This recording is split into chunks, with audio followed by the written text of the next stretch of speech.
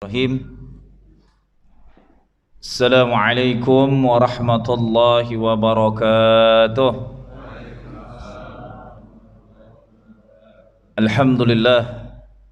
Iyyaka na'budu wa iyyaka nasta'in. Nahmaduhu wa nashkuruhu wa na'buduhu wa la nusyriku bihi syai'an abadan. Asyhadu an la ilaha illallah wahdahu la syarika lah. Wa asyhadu anna Muhammadan abduhu wa rasuluh la nabiyya ba'da. Allahumma salli wa sallim wa barik wa karrim wa azim ala maulana habibuna nabiyuna rasuluna Muhammadin sallallahu alaihi wasallam. Rabbi shrah li sadri wa yassir li amri wahlul 'uqdatam min lisani yafqahu qawli amma ba'd. Para sesepuh, alim ulama, para kiai, para tokoh masyarakat, para tetua, khususnya bapak-bapak yang umurnya di atas kita, semoga selalu dimuliakan. Di sini mungkin ada ketua RW, Pak RT, ketua masjid. Semoga setiap jabatan ini menjadi syafaat kelak di yaumil mahsyar.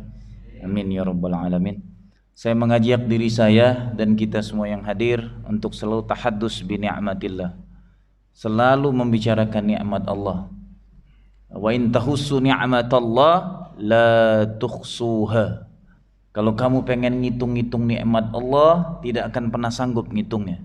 Di ayat lain nanti terjemahannya Allah katakan, sekiranya air lautan dijadikan tinta untuk menghitung nikmat Allah sampai lautan itu kering pun tidak akan pernah cukup menghitung nikmatnya. Ini menunjukkan, saya mengingatkan diri saya, kita semua, terkadang keluhan kita lebih banyak daripada kesadaran diri kita tentang nikmat yang Allah berikan lebih banyak. Karena yang menggarisbawahinya Quran langsung. Jadi kalau kita mau ngitung nikmat Allah nggak akan pernah sanggup ngitungnya. Tapi kalau dengan nikmat kita lupa, kurangnya nuntut terus, minta terus gitu. Syukurnya nggak detil. Alhamdulillah diberi sehat, alhamdulillah diberi umur, alhamdulillah diberikan bisa sholat berjamaah. Coba didetilkan semua. Makin detil syukur kita, itulah janji Allah, la in syakartum la azidannakum. Kedetilan syukurlah baru di nikmat itu ditambahkan. Semua disyukurin, alhamdulillah punya anak 3, mudah-mudahan nanti ditambah lagi, amin. Masalah umur dah tua Azad, dia bilang. Nabi Allah Zakaria 70 tahun lebih masih dapat punya anak gitu. Allah alam shawab. Ala kulli hal adalah syukur kita itulah yang membuktikan keimanan kita, kenikmatan kita bersama Allah Subhanahu wa taala. Salawat dan salam kepada junjungan termulia, makhluk terindah, terbaik, dan selalu dipuji oleh Allah, para malaikatnya, dan orang-orang beriman akan selalu memujinya, baginda Muhammad Rasulullah sallallahu alaihi wasallam. Jamaah yang rahmati Allah, di kesempatan ini kita akan mengkaji kembali tentang indahnya sirah, luar biasanya sirah. Saya pengen mengungkapkan beberapa ayatnya, yang diawali dengan surat At-Taubah ayat 24. Ayat ini masyhur dan sudah banyak kita kenal. A'udzubillahi minasyaitonirrajim. Bismillahirrahmanirrahim.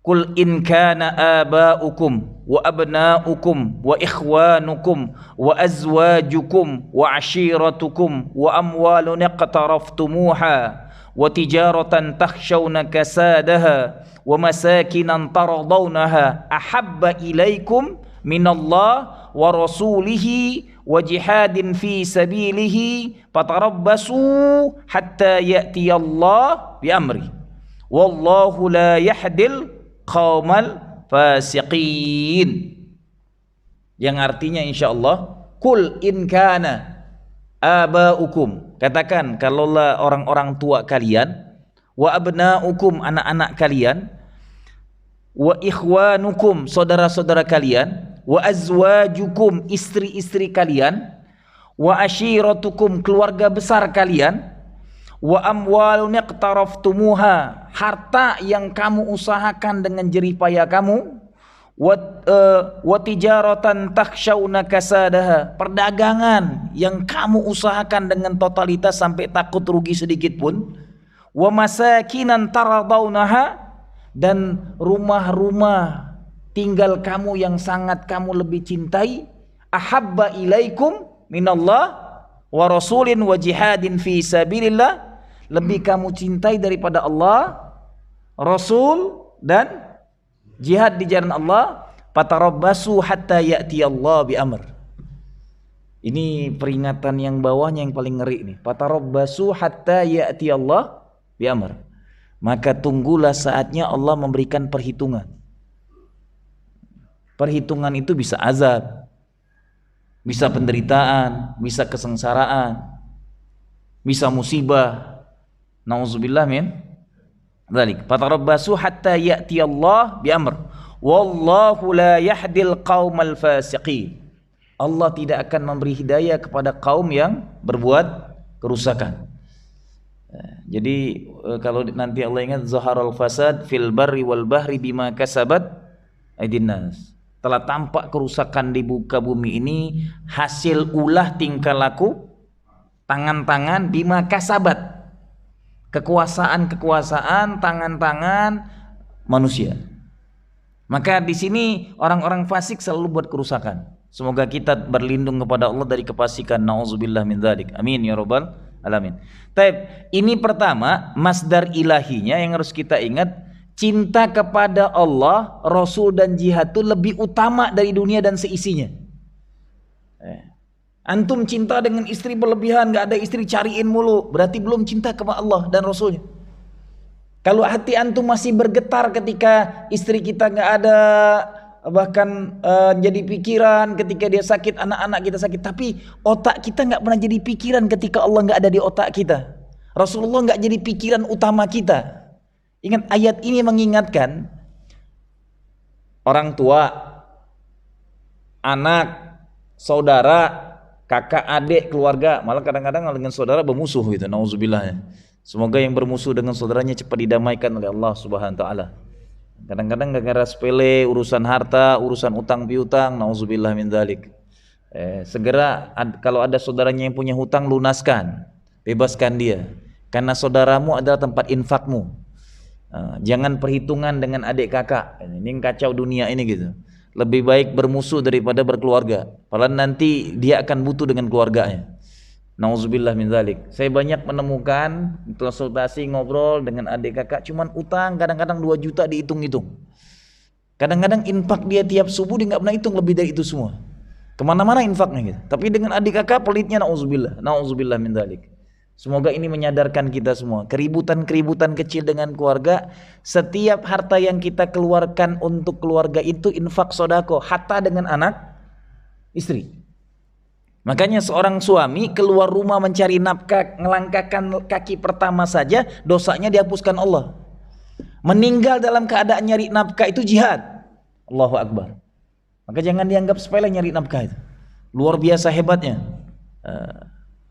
Yang dijanjikan oleh baginda Rasulullah sallallahu alaihi wasallam. Nah, ini terkait dengan cinta kepada Allah ini, Rasulnya, dan jihad fisabilillah. Garis bawahnya detil banget, spesifik ayat ini. Bahkan jarang sespesifik ini mengingatkan cinta itu. Kalau saya generalkan adalah apapun yang lebih kita cintai daripada Allah, Rasul, dan jihad fisabilillah, maka kita berlepas kepada Allah dan tunggulah azabnya. Nauzubillah min dzalik. Hakikat cinta itu sebagaimana orang pacaran, disebut-sebut namanya, dirindukan namanya, ketika tidak ada sangat dicari-cari. Bahkan kalau orang pacaran itu nggak ketemu sehari pun rasa ada yang hilang, bergetar hatinya ketika sebut namanya, itu hakikat cinta. Maka cinta itu yang harus muncul kepada Allah dan Rasulnya, itu yang utama. Bergetar, rindu. Nanti di surat Al-Anfal disebutkan, innamal mu'minuna alladzina idza dzukirallah wajilat qulubuhum, wajilat, hatinya langsung bergetar. Itulah cinta. Innamal mu'min, tapi hanya orang beriman dikasih. Apabila asma Allah disebutkan, hatinya bergetar. Sudah sampai situkah kita? Kalau belum, mari muhasabah. Karena hakikat cinta itu getaran batin, kerinduan yang luar biasa, keinginan yang menggebu-gebu untuk selalu bersama Allah dan Rasulullah SAW. Kenapa Abu Bakar sangat dicintai oleh Allah dengan majelisnya? Karena tidak ada makhluk yang mencintai Rasulullah melebihi Abu Bakar dalam segala aspek. Luar biasa disanjungnya. Fadilah mencintai Rasulullah itu Abu Bakar mendapatkan sanjungan daripada majelisnya malaikat. Tidak ada kekasih yang lebih dicintai oleh Abu Bakar, hatta anak istrinya pun dibuktikan oleh Abu Bakar. Makhluk yang paling mencintai Nabi melebihi makhluk di dunia ini seisinya adalah Abu Bakar Siddiq radhiyallahu anhu. Apapun dia berikan untuk Nabi, apapun yang dipinta. Harus diingat, nanti ketika Rasulullah bersama Abu Bakar di gua Thur, siapa yang mengirimin makanan terus? Asma binti Abu Bakar. Keluarga besarnya dihabiskan untuk Rasulullah. Hartanya dihabiskan untuk Rasulullah. Hidupnya dihabiskan untuk Rasulullah. Waktunya dihabiskan untuk bersama Rasulullah. Tidak ada sahabat yang bergandengan terus soulmate dari muda, dari kecil bersama Rasulullah, yang tidak pernah terjebak dengan maksiat apapun. Dua orang ini. Maka Allah menyanjungnya luar biasa. Wajarlah ketika kecintaannya menggebu-gebu kepada Allah, hatta anaknya. Siapa yang dinikahkan dengan Rasulullah? Anak siapa yang dinikahkan dengan Rasulullah, Abu Bakar? Aisyah binti Abu Bakar. Tahukah antum berapa umurnya dinikahkan dengan Rasulullah? 9 tahun, jarak yang sangat jauh, demi mengorbankan dirinya. Saking cintanya dengan Rasulullah. Ini bukan masalah apa, karena cintanya kepada baginda Rasulullah, anaknya pun diberikan. Yang bangsa Arab ngelihat tua banget gitu Pak suami. Kecintaan yang membuatnya seperti itu luar biasa. Maka makomnya tidak ada makhluk yang lebih mulia dari Abu Bakar di muka bumi ini. Derajat para nabi itu mulia. Setelah nabi, makhluk yang paling dicintai Allah adalah Abu Bakar Siddiq radhiyallahu anhu. Asbab cinta yang totalitas, tidak dia berikan semua kepada baginda Rasulullah sallallahu alaihi wasallam. Antum lihat nanti keluarganya, anaknya, istrinya, hartanya. Inilah konsep di surat At-Taubah ini, ayat 24, inilah yang dibuktikan oleh makhluk terbaik yang bernama Abu Bakar Siddiq radhiyallahu anhu. Dia berikan semuanya. Maka bahasa saya tolong diingatkan, cinta kepada Rasul itu akidah masalahnya. Kenapa akidah? Masuk dalam kalimat syahadatain. Wajar sampai ini kalau kita salah memaknainya bahaya nih. Kan nanti banyak banget fadilah, keutamaan macam-macam. Tapi kita tidak pernah mengkaji keutamaan Rasulullah SAW dan bersalawatnya. Karena bagian tidak sah syahadat kalau cuma mengucapkan asyhadu alla ilaha illallah. Harus disebutkan wa asyhadu anna Muhammadar Rasulullah, baru sah syahadatnya. Ini kalimat tauhid, kalimat syahadatain, pondasi dasar seorang muslim syahadatain. Baru dia akui dia muslim karena dua kalimat ini. Kok setelah bersyahadat, kadang cinta dengan Allahnya luar biasa, ke Rasulnya turun derajatnya. Al-Quran ngingetin, Allah dan Rasul kekasih utama, batinia kita, zokiria kita, pribadi kita, tambatan hati kita, sebutan kita. Artinya zikir kita tuh nggak lepas ke zikir kepada Allah dan sholawat kepada Nabi, yang nggak pernah berhenti. Zikir kepada Allah dan sholawat kepada Nabi, bagian daripada cinta, sakral banget ini. Jadi bab cinta yang utama hanya dua inilah, Allah dan Rasulullah sallallahu alaihi wasallam. Bahkan Umar ketika bergandengan tangan dengan Rasulullah berjalan, ya Rasulullah, kepada siapa yang harus aku mencintainya? Engkau mencintaiku, maka engkau akan bersamaku di surga. Maka Rasulullah membicarakan itu kepada Umar, aku berdeklarasi, aku ucapkan hari ini ya Rasulullah, aku mencintaimu melebihi segalanya. Maka kata Rasulullah sambil dipegang oleh baginda Rasulullah Umar bin Khattab, engkau akan bersamaku di jannahku. Allahu Akbar. Enak banget mereka masuk surga, cuma deklarasi langsung masuk surga. Bahkan banyak cara sahabat tabaruk mencintai Rasulullah berlebihan tuh banyak caranya dalam sirah. Yang dulu ketika ceramah saya sampaikan bagaimana seorang sahabat yang sampai membuat dramatisir di masjid itu luar biasa, ada yang menangis segalanya. Sampai Rasul buka baju, cambuk cuman pengen nyium badannya doang. Setelah cium badannya, dia langsung kata Rasul, innahu fil jannah. Luar biasa, berbagai macam. Bagaimana sahabat-sahabat dahulu luar biasanya cinta kepada baginda Rasulullah sallallahu alaihi wasallam. Bahkan salah satu ulama karismatik yang kita kaji semua hadisnya adalah Imam Bukhari. Cintanya luar biasa kepada Rasulullah. Meriwayatkan hadis itu nggak gampang. Dan orang yang menginfakkan hidupnya lebih dari 40 tahun mencari hadis kemana-mana. Ingat, Imam Bukhari ini bukan keturunan Arab, bukan nasab Bani Arabiyun, bukan nasab, diperluas lagi, bukan nasab Jazirah Arabiyah, bukan dia.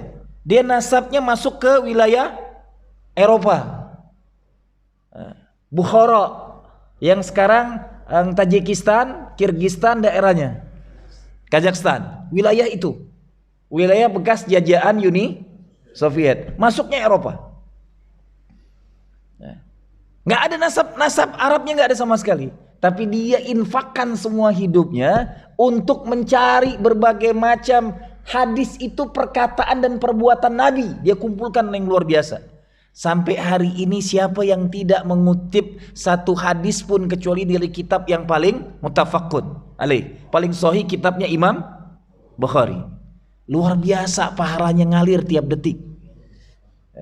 Ceramah, kajian, disertasi, skripsi, buletin, majalah, koran, apapun, dimanapun membicarakan hadis, mengutip sebagian besarnya dari kitab Bukhari. Hadis sahihnya di kitab Bukhari itu cuman 7.563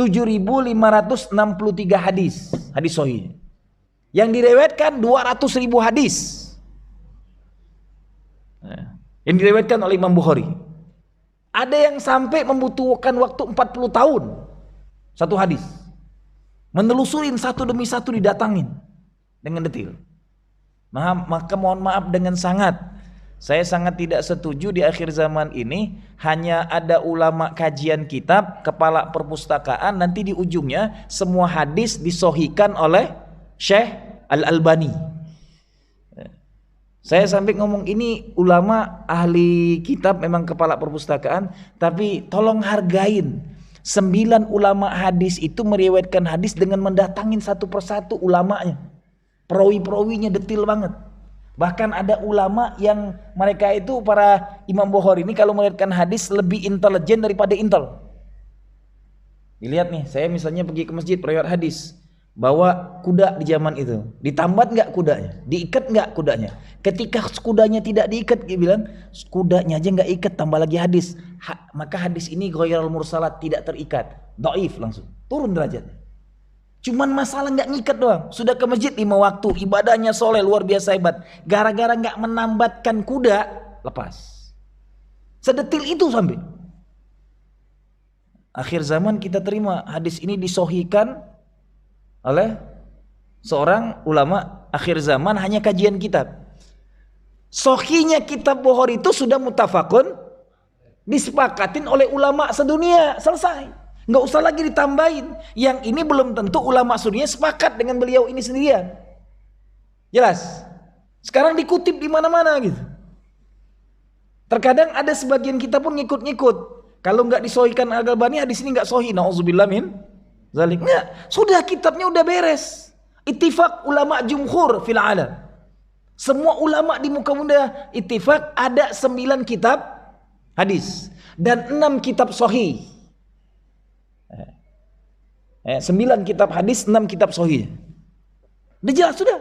ittifaq di sana. Nggak usah lagi diperlebar kemana-mana, karena kajian mereka ini mengumpulkannya sangat tadi diperas, hanya tinggal 7.563 hadis dari 200 ribuan yang diriwayatkan oleh Syekhul Islam, Syekhul Hadis, Imamun Al-Bukhari, yang luar biasa hidupnya dikorbankan untuk kecintaan kepada baginda Rasulullah. Berkahnya didapatin hari ini. Tidak ada amal jariah yang lebih hebat daripada Imam Bukhari. Luar biasa. Terus ngalir. Setiap kita mengungkapkan hadis an Imam Bukhari, dapat pahala terus.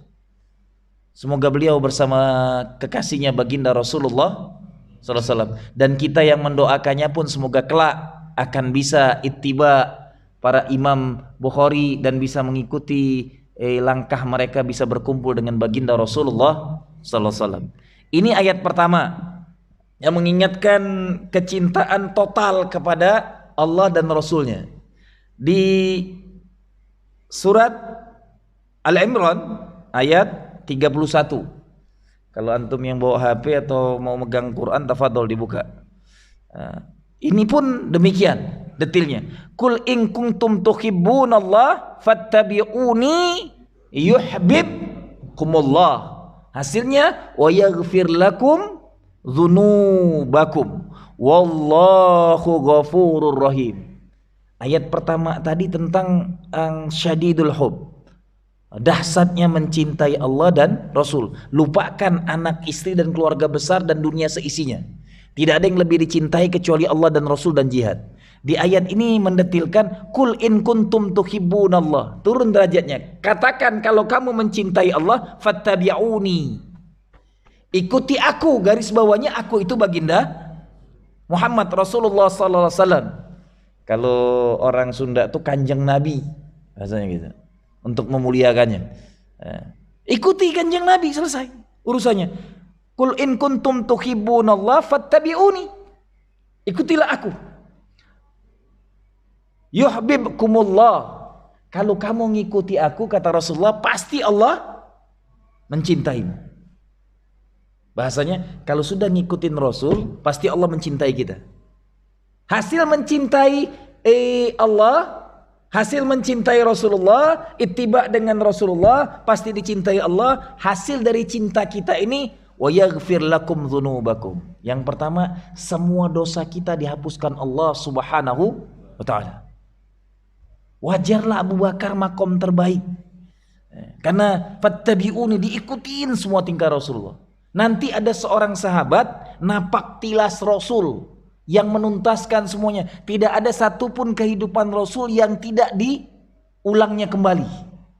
Anak dari Umar bin Khattab yang terkenal dengan namanya Ibnu Umar, nama aslinya Abdullah bin Umar. Tidak ada waktunya dalam hidupnya setiap hari kecuali napak tilas semua tingkah Rasulullah.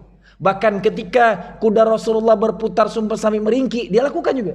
Walaupun cuma meringkiknya nggak ada maksud apa-apa, dia lakukan sama seperti yang dilakukan baginda Rasulullah, karena semua tingkah Rasul dia napak tilas.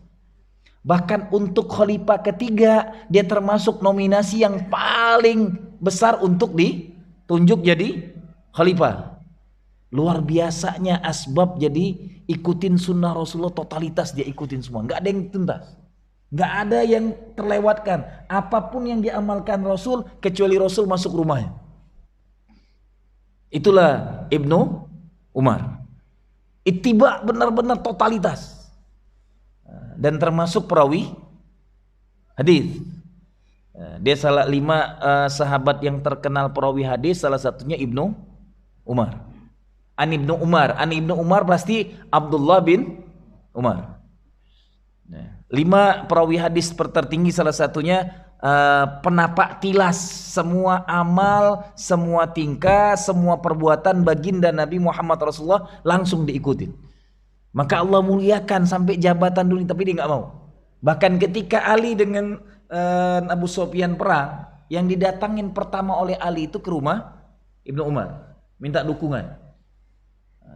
Dan dia mengatakan luar biasa karena pemahaman hadisnya hebat banget. Ketika didatangin karena keributan 2 orang ini dengan jabatan, aku berbaiat kepadamu sebagai khalifah dan aku taat kepadamu sebagai khalifah. dan engkau penerus baginda Rasulullah. Tapi aku tidak taat ketika engkau berperang dengan saudaramu sendiri, dan aku tidak akan ikut sana sini.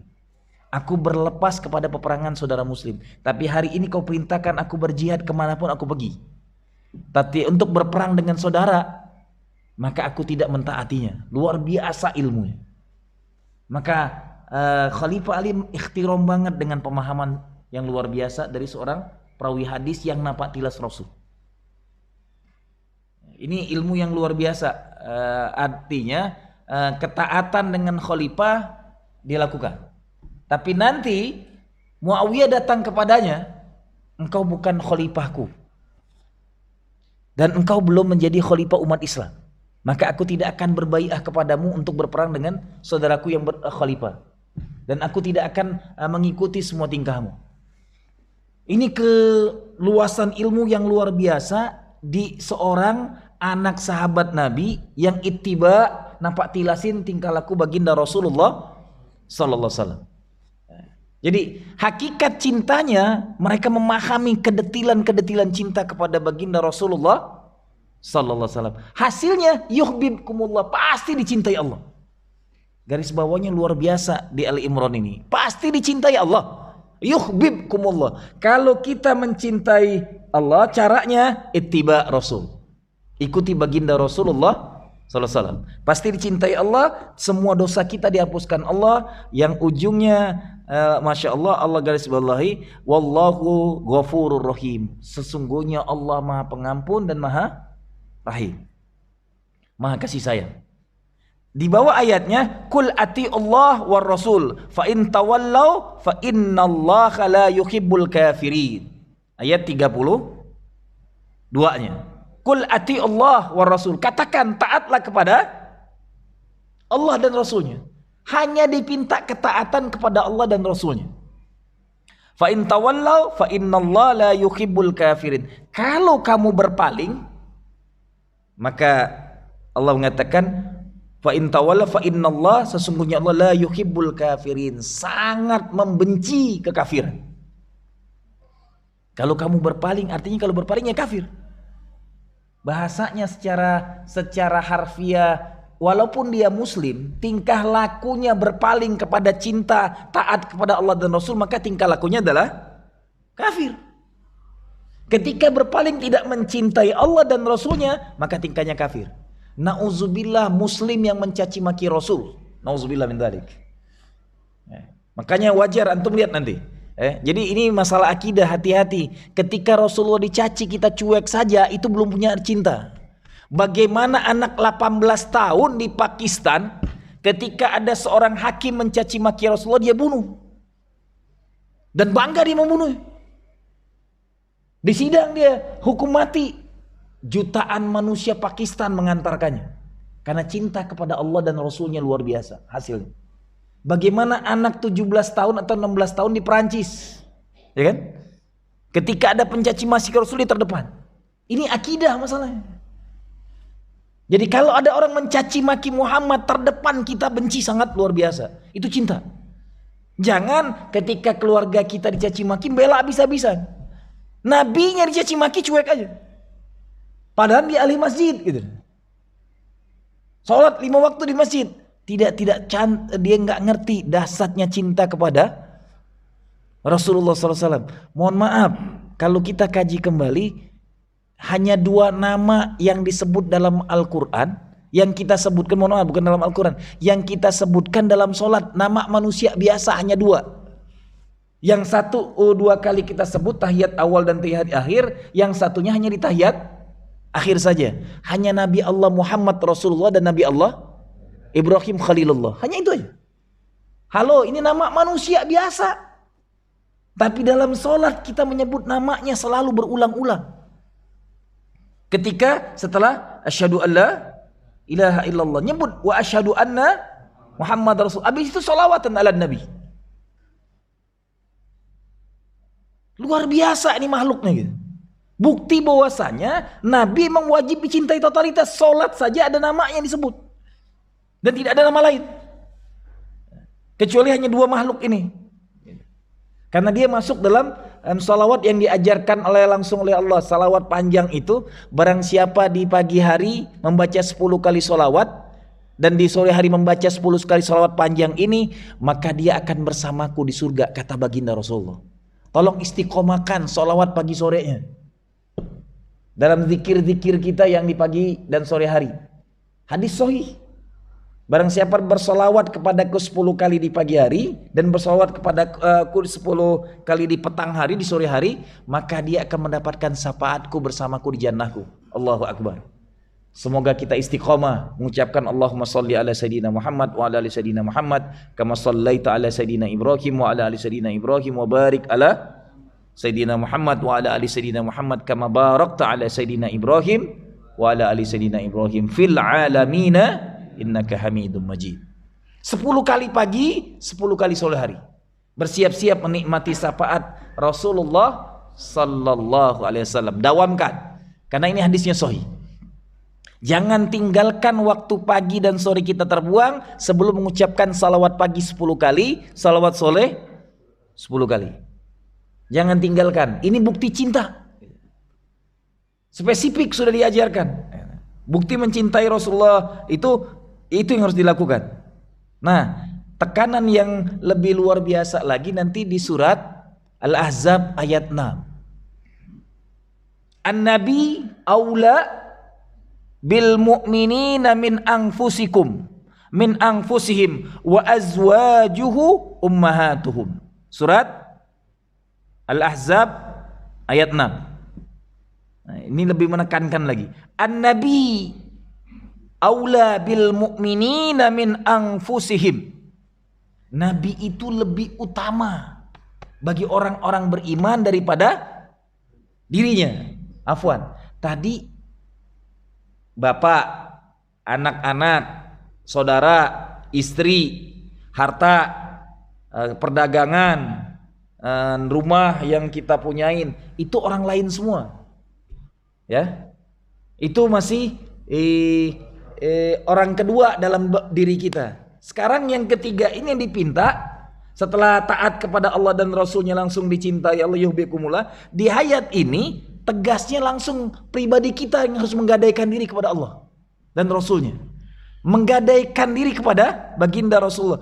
An-nabi aula bil mu'minin min anfusihim. Allahu Akbar. Nabi lebih utama dari dirimu bagi orang yang beriman. Jadi kalau kita nggak beriman, nggak mengutamakan Nabi. Jadi gadaiannya adalah tidak penting diri kita ini kecuali lebih penting Nabi. Maka yang ngerti membela Nabi itu luar biasa. Izzah Islam. Ayatnya ini. Nabi aula. Bahasanya aula itu lebih utama, lebih awal, lebih didahulukan, lebih prioritas. Tidak ada yang lebih prioritas bagi orang beriman daripada dirinya. Mansukan nih. Anak, istri, keluarga mansuh. Ayat Taubah 24 dimansuhkan oleh ayat ini. Tutupnya lah lebih spesifik lagi. Diri ente aja gak ada harganya. Diri saya ini gak ada harganya. Kecuali mencintai Rasulullah SAW. Allahu Akbar. Jadi tahapannya yang pertama mengingatkan. Kul in kana. Awalnya ayatnya itu. Katakan kalau kamu mencintai anak-anakmu, orang tuamu, istrimu, keluargamu, semua disebutin seisi dunia ini. Yang pertama ngingetin itu. Udah, tinggalin cinta itu milik Allah, Rasul dan jihad. 3 syaratnya. Nanti kul ati Allah. Dia aja katakan taatlah kepada Allah. Yuhibbukumullah wa yaghfir lakum. Maka taati aku. Taati aku, maka Allah akan mencintaimu. Dan semua dosa kita dihapuskan Allah. Di ayat ini spesifik lagi surat Al-Ahzab ayat 6. An-nabi aula bil mu'minin min anfusim. Resapi, pahami, dalami, renungin. Sampai pulang ke rumah ternyata tidak ada yang lebih mulia dari diri kita kecuali baginda Rasulullah SAW. Ente sesibuk apapun ngejar dunia ini, Nabi lebih harus wajib kita cintai. Daripada jabatan, kedudukan, pangkat, diri kita sendiri yang kadang-kadang lebih kita cintai, tidaklah lebih mulia kecuali mencintai baginda Rasulullah sallallahu alaihi wasallam. Allahumma salli ala sayyidina Muhammad wa ala ali sayyidina Muhammad. Ini garis bawah. Baru yang kedua diingatkan di sini untuk ibu-ibu. Jadi ibu-ibu nggak harus mencintai nabinya. Yang wajib mencintai nabi totalitas adalah para laki-laki. Baru di sini garis bawahi wa azwajuhu ummahatuhum. Istri-istri nabi itu adalah ibu-ibu kalian. Wa azwajuhu, istri-istri nabi ummahatukum. Maka ini menggarisbawahi semua istri nabi tidak boleh dinikahin oleh siapapun.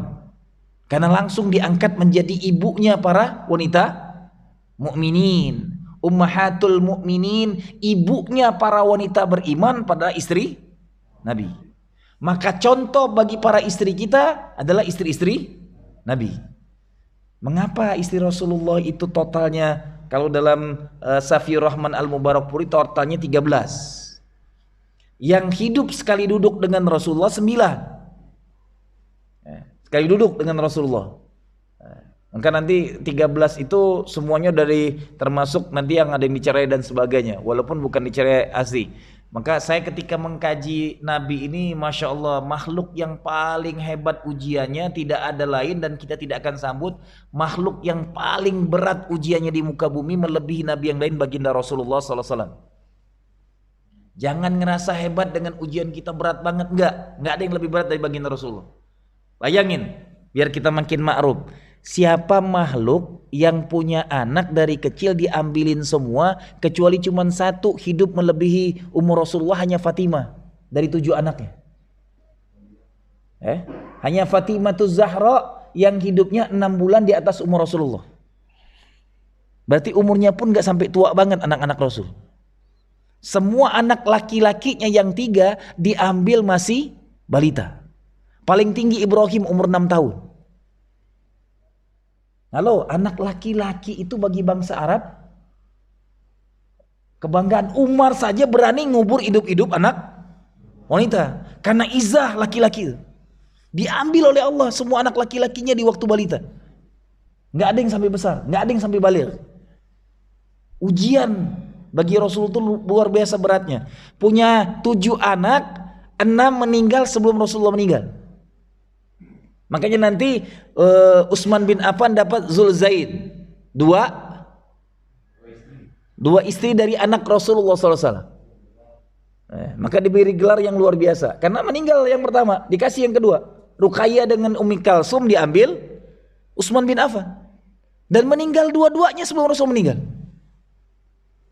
Nggak ada yang sampai tua. Ujian berat anak-anak Rasul diambil oleh Allah di waktu muda semuanya. Siapa yang kuat? Kita ketika diuji dengan anak meninggal 1 aja teng-teingan, teng-tulungan gitu.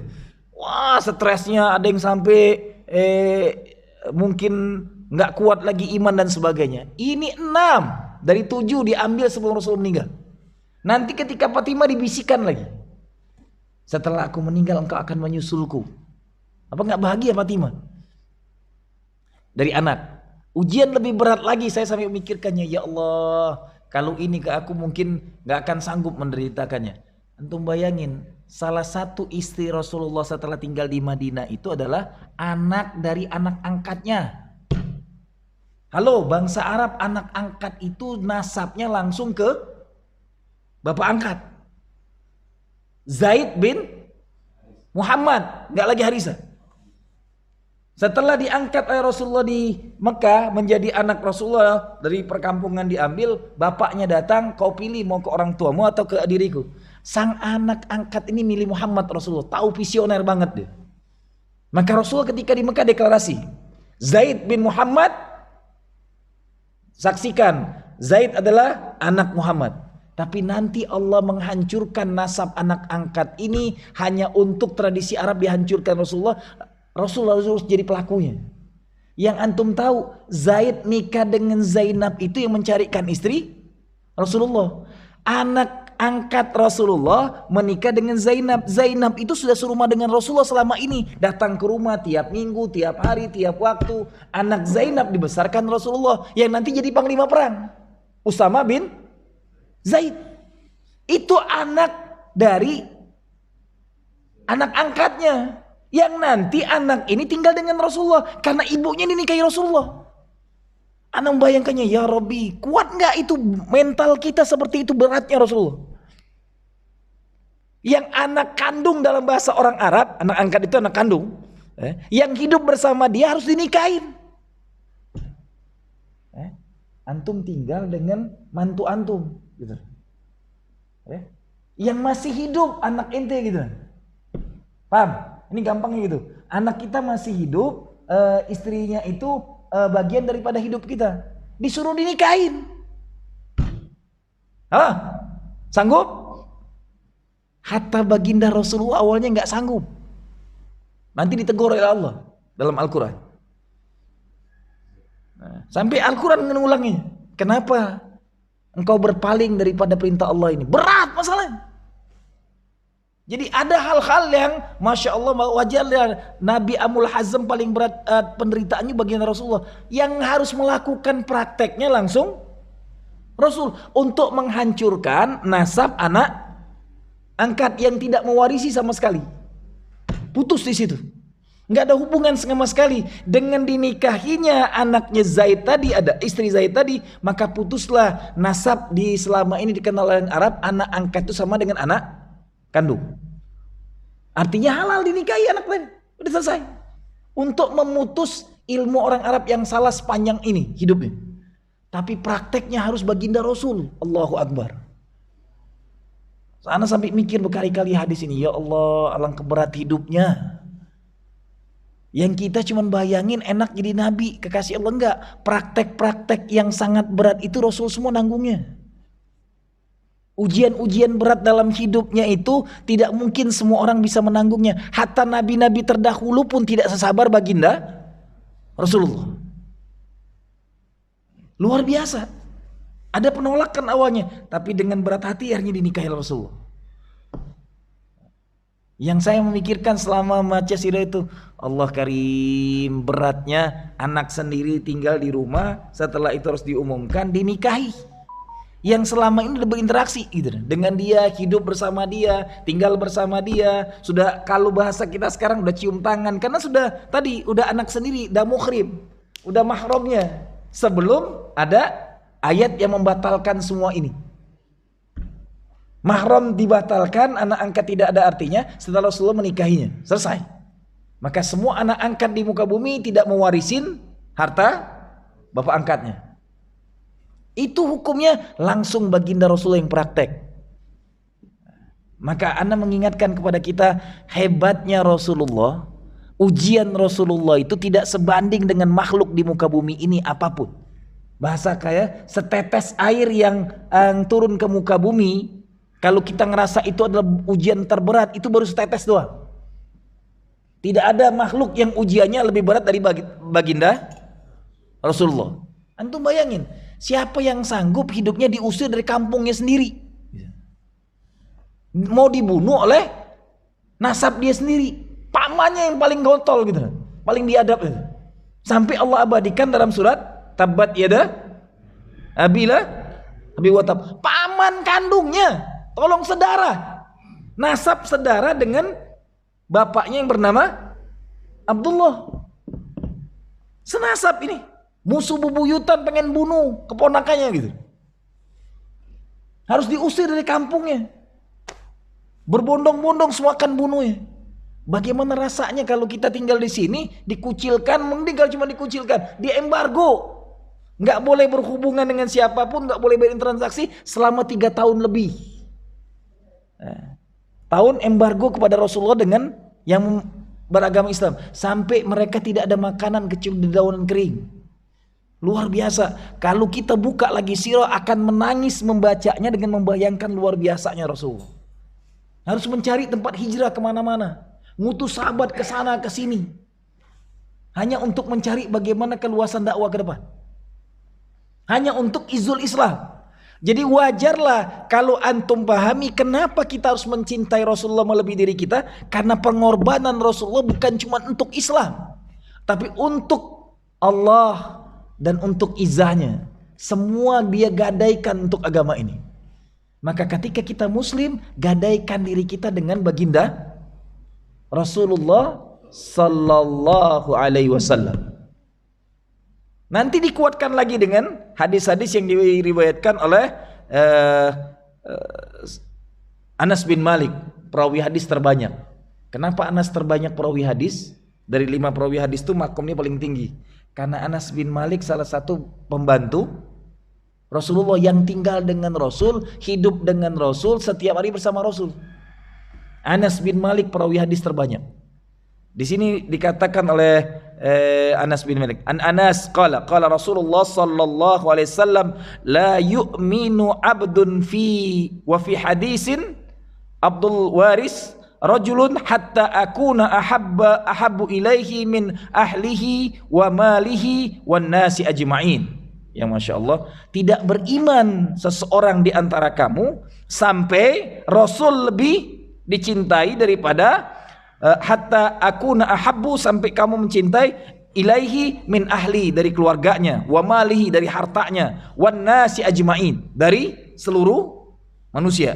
Di hadis kedua, An Anas bin Malik qala Rasulullah sallallahu alaihi wasallam, la yu'minu ahadukum hatta akuna ahabba ilaihi min walidihi wa waladi wan nasi ajmain. Tidak beriman kepada Allah di antara kamu sekalian sampai Allah lebih cintai dari dirinya, dari keluarganya, dari anak-anaknya, dari semua makhluk di muka bumi ini.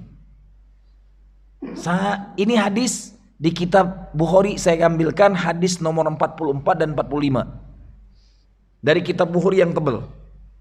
Saya buka, Masya Allah, dukungan hadisnya kuat, langsung dari lisan Rasulullah untuk menguatkan 3 ayat tadi.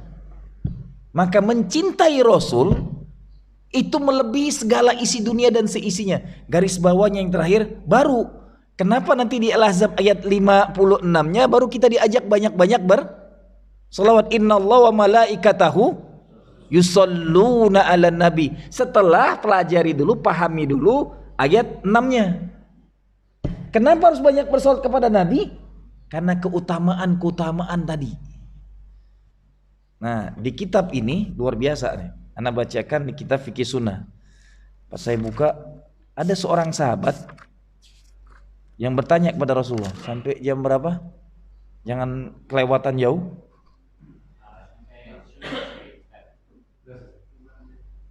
Udah masuk belum suruk? Jam suruk 5.33 ya. 5.33 jangan langsung sholat saat terbit matahari. Kasih waktu 10 sampai 15 menit. Janganlah, ini banyak juga habis ketika bunyi langsung sholat. Saat lagi terbit matahari itu waktu yang makruh. Makanya ada 3 waktu yang dimakruhkan untuk sholat: saat terbit matahari, saat matahari lagi panas-panasnya sebelum azan zuhur, itu waktu makruh sholat. Saat terbenam matahari, makanya tidak ada sholat sunnah ba'diyah subuh dan tidak ada sholat sunnah ba'diyah asar, karena waktu yang terlarang untuk sholat. Nah, banyak di masjid-masjid pas bunyi itu langsung sholat, itu baru mau terbit. Ketika bunyi itu sholat subuh udah nggak boleh lagi, tunggu cahaya lagi naik-naiknya tuh, sekitar 10 sampai 15 menit. Amannya selalu saya ngambilnya 15 menit baru sholat. Itu gambarannya. Jangan sampai cepat-cepat isyraq pengen cepat balik gitu. Kopi udah nunggu, hangatnya udah hilang kan tadi bilang. Si goreng.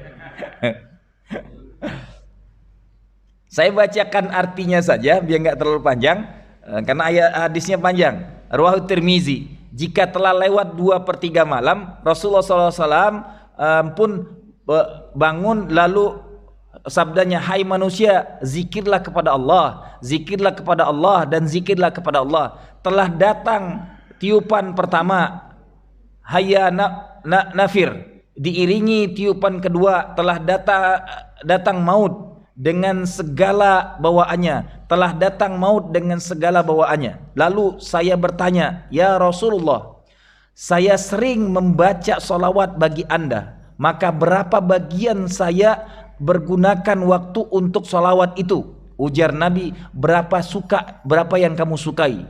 Bagaimana kalau 1/4 dari waktuku? Ujar sahabat ini, berapa yang kamu suka? Jika lebih maka lebih baik. Tanyanya lagi sahabat, bagaimana kalau separuhnya? Ujar sahabat nih, jika itu maka tetapi bila kau lebih jika kau mau suka akan lebih baik dan lebih banyak, maka lebih baik lagi jika kau pengen menambahkannya.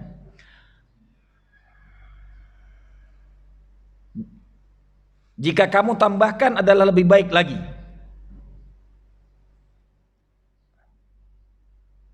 Kataku akhirnya, akan kugunakan seluruh waktuku tersedia ini buat membaca salawat untukmu ya Rasulullah. Kalau demikian, ujar Nabi SAW, itu akan dapat menghilangkan kesusahanmu dan di dosa-dosamu akan diampuni Allah Subhanahu wa taala. Jadi hadis ini riwayat Imam Tirmizi, ada di Fikih Sunnah. Said Sabiq mengatakan, seluruh waktu kita dibuat zikir untuk menyebut nama Nabi pun tidak ada zikir lain boleh.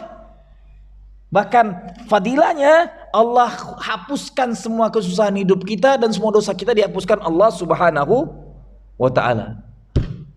Karena menyebut nama Nabi sama dengan berzikir kepada Allah Subhanahu wa taala. Dari 1/4 waktu hidupnya berselawat. Kalau kamu pengen lebih banyak lagi silakan ditambah. Bagaimana separuh ya Rasulullah? Separuh, kalau kamu sanggup lebih silakan. Sahabat mengklaim, kalau seluruh hidupku untuk seharian itu salawat untuk Nabi semua, maka itu akan menghilangkan kesusahan hidupmu. Dan Allah hapuskan dosa-dosa kita.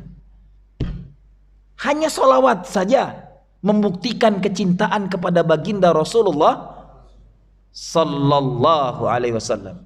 Maka Bapak Ibu yang dirahmati Allah, pahami, detilkan di otak kita, tidak ada makhluk yang lebih kita cintai dari diri kita, anak istri kita, apapun yang di dunia ini yang membuat kita tertambat, maka semua itu batil.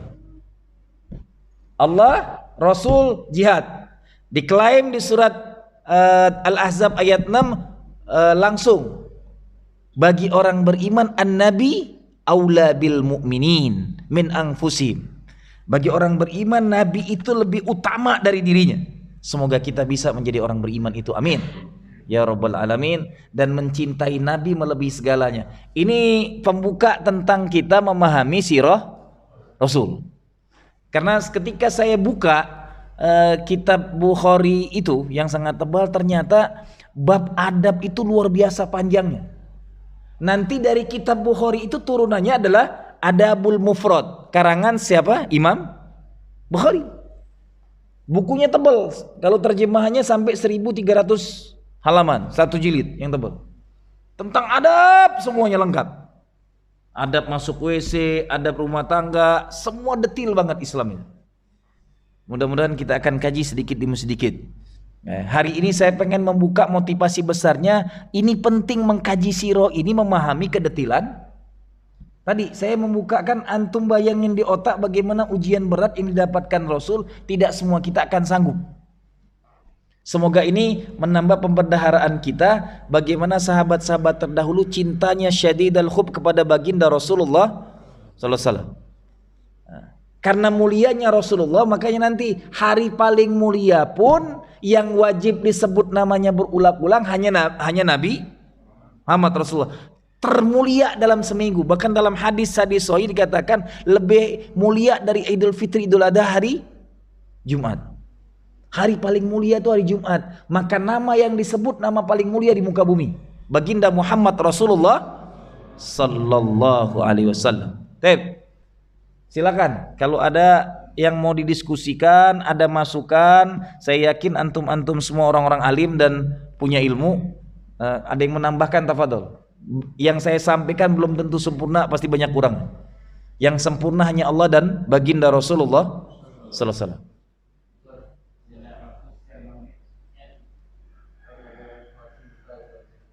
Ya, nah ini paling berat nih, cinta-cinta nih.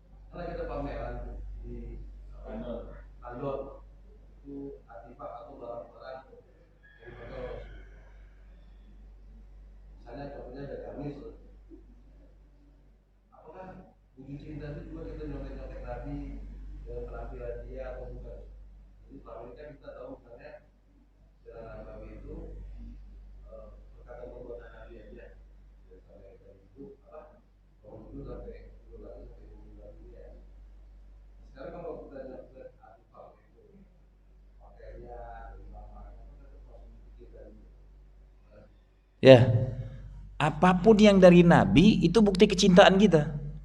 Emang kadang-kadang membuat kita makin ngerasakan kedekatan itu ketika tahu bagaimana kehidupan Rasul. Itu membuat totalitas yakin kita kepada Rasul lebih maksimal lagi. Oh, ternyata pakaian Rasul seperti ini. Yang sudah ke Turki, saya berulang-ulang ke Turki udah 6 kali.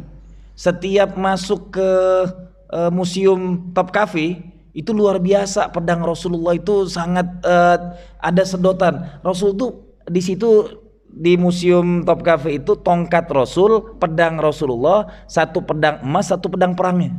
Indah banget pedangnya. Wajarlah dalam hadis katakan tidak ada pedang yang lebih mahal dari pedang Rasul, pedang emas, sarungnya emas semua. Matanya itu kalau orang yang gila cincin mungkin pengen diambil loh dia. Warna-warninya luar biasa. Nih, orang yang gila aki gitu. Oh, semua sarungnya itu dari berlapiskan emas, ada mata-mata akik semua yang bercahaya semua, berkilau. Bahkan dipoto pun nggak boleh. Ketika saya ngelihat itu rasanya masya Allah, pedang Nabi perang loh gitu. Makin semangat kita berislam. Maka saya menyarankan, ini ada banyak orang yang pergi umroh, pergi ibadah ke Madinah. Yang uniknya di Indonesia semangat banget ziarah kubur aulia. Ya, pergi ke sana, Wali Songo didatangin, kiai ini didatangin, kuburan aulia ini didatangin. Sampai di Madinah, ziarah kubur sekali datang sudah selesai. Halo, cinta Nabi, saya tiap 5 waktu. Sampai jamaah saya, Ustaz ngapain di sana? Aku nggak penting raudhah, aku penting sholawat kepada Nabi. Di sini belum tentu tiap hari, cuma 3 hari. Ingat, umroh 9 hari itu 3 di Madinah, 4 di Mekah. Kalau kita lakukan 5 waktu cuma 15 kali. Halo, ngapain mikirin oleh-oleh di sana? Habis sholat langsung, nggak antri kok seperti raudhah. Saya ngomong, nggak penting raudhah kalau ketemu Rasulnya, karena kata Rasul apa? Sholawat kepada Nabi dimanapun sampai. Lah ada di kotanya, ngapa nggak didatangin terus? Kok ente di Indonesia semangat banget ziarah kemana-mana? Ini kuburan aulianya aulia, ada dengkotnya aulia gitu. Tidak ada aulia yang lebih mulia daripada baginda Rasul. Maka sampai sana datang pertama, saya nggak kemana-mana, langsung ke kuburnya dulu. Baru saya sholat. Itu bukti kita lebih utamakan Nabi daripada diri kita. Korbankan semua waktu lain. Habis sholat, saya pergi setiap 5 waktu sampai jam ikut. Ustaz, sedetil itu. Ente mau ikutin nggak mau nggak usah ribut. Anda bilang. Ini saya pahami. Bukti tadi bahasanya kalau cuman ngomong doang enak, prakteknya yang kita butuh dengan cinta kepada Nabi. Lihat. An-Nabi aula bil mu'minin. Jelas? Lebih utama dari diri kita, datangin dia. Sampai di sana ada kan hadisnya. Assalamualaikum ya Nabi Allah. Assalamualaikum ya Habib Allah. Assalamualaikum ya Wali Allah. Assalamualaikum ya Rasulullah. Cukup mengucapkan salawat saja. Allahumma salli ala Sayyidina Muhammad wa ala Sayyidina. Walaupun yang askar, roh ilahuna. Ente aku lagi selawat disuruh diusirin mulu. Askarnya aja yang babgo, aku bilang. Kita cuma pengen sholawat, dikatain berdoa. Enggak, sholawat kenapa? Saya nadab kuburannya cuma sholawat. Kuburan termulia di muka bumi, kuburan Nabi Muhammad Rasulullah yang kelak ngasih syafaat. Maka mohon dengan sangat jamaah yang dirahmati Allah, kalau lagi umroh nggak ada yang lebih prioritas kecuali datang ke kuburan Nabi. Dan mintalah di depan kuburan Nabi itu kematian paling mulia, mati di Madinah. Amin. Semoga kita dicabut nyawa di sana. Sudah itu dikuburkan di Baki. Yang meninggal dikuburkan di Baki bebas azab kubur.